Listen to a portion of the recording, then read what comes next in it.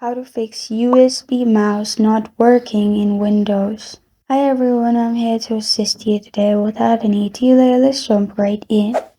First, open your PC. Then open Device Manager. In Device Manager, scroll down and expand Universal Serial Bus Controllers. In here, click on USB Root Hub 3.0. Right-click on it and you'll find all these options. Click on Properties.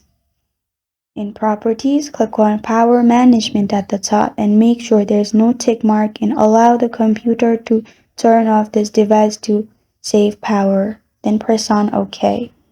After you've done that, again, right-click on it and press on Update Driver at the top.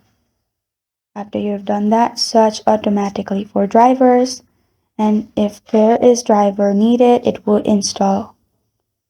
After you've done that, if it's still not working, right-click on it again and press on Uninstall Device.